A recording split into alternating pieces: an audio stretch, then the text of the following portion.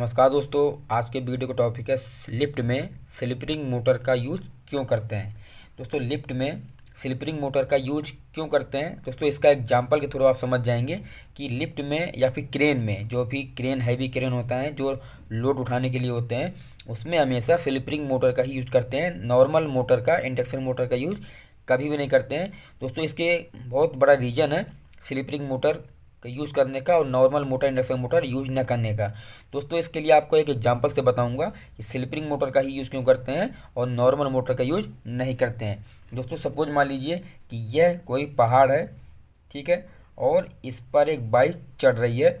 अगर बाइक का जो गियर है वो चौथे पर होगा तो बाइक आराम से नहीं चढ़ पाएगा, उसमें प्रॉब्लम आएगी, क्योंकि यहाँ पर टार्क हमारा कम हो गया, स्पीड हमारा बढ़ गया।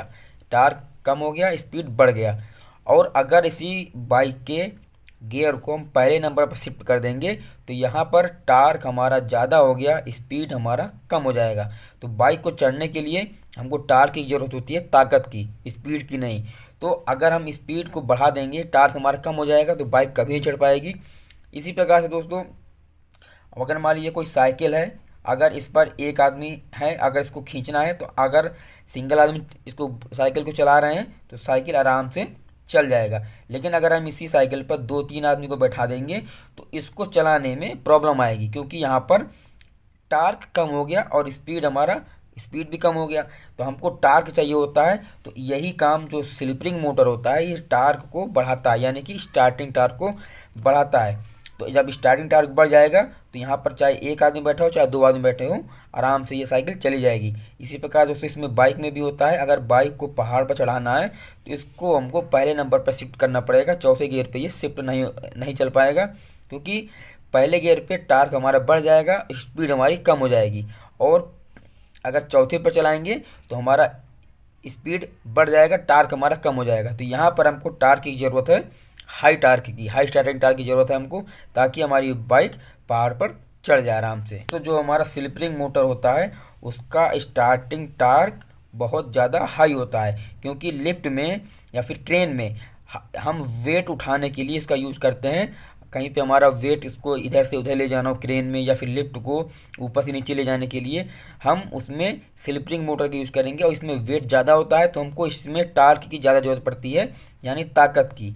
ताकत जितना ज़्यादा होगा, टार्क जितना ज़्यादा होगा, उतना ही हमारा लिफ्ट स्मूथली या फिर क्रेन स्मूथली काम करेगा। अगर टार्क कम हो जाएगा, स्टार्टिंग टार्क, तो हमारा जो लिफ्ट है वो चल नहीं पाएगा, मोटर जल जाएगी। यहाँ पर हम नॉर्मल इंडक्शन मोटर का यूज नहीं करेंगे, क्योंकि नॉर्मल इंडक्शन मोटर का जो टार्क होता है वो और स्लिपरिंग मोटर की अपेक्षा कम होता है।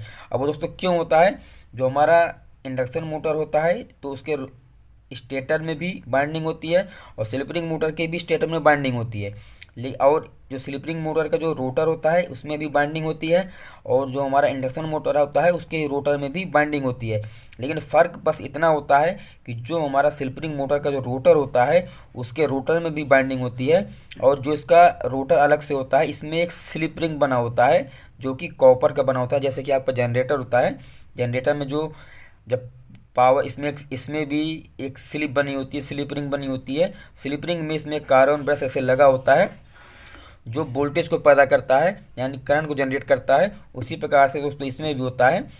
स्लिप रिंग मोटर के रोटर में एक अलग से स्लिप रिंग बना होता है जो कॉपर का बना होता है। इसमें हम एक्स्ट्रा रेजिस्टेंस दे करके में रोटर में एक्स्ट्रा रेजिस्टेंस का बॉक्स लगा करके इसका रेजिस्टेंस हम बढ़ा देंगे तो करंट हमारा ऑटोमेटिक कम हो जाएगा।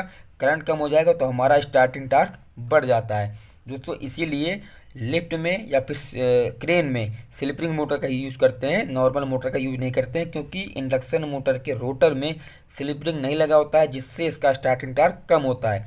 और स्लिपरिंग मोटर में के रोटर में स्लिपरिंग बना होता है, जिससे इसका स्टार्टिंग टार्क ज़्यादा होता है। इसमें हम एक अलग से रेजिस्टेंस का बॉक्स लगा करके इसका रेजिस्टेंस ज़्यादा कर देंगे तो यहाँ पर टार्क जो है हमारा वो बढ़ जाएगा, टार्क बढ़ जाएगा और करंट हमारा कम हो जाएगा। करंट अगर कम हो जाएगा तो जो इसका टार्क है, स्टार्टिंग टार्क, वो बढ़ जाएगा, जिससे हमारा लिफ्ट हुआ या फिर क्रेन हुआ स्मूथली काम करेगा, कोई भी प्रॉब्लम नहीं आती है। तो दोस्तों आपको इसका आंसर मिल गया होगा इस बाइक की मदद से और फिर या फिर एक साइकिल की मदद से। अगर इस बाइक को हम पहले गियर पे चढ़ाएंगे तो ये बाइक आराम से चढ़ जाएगा, पहाड़ पे कोई भी प्रॉब्लम नहीं आएगी।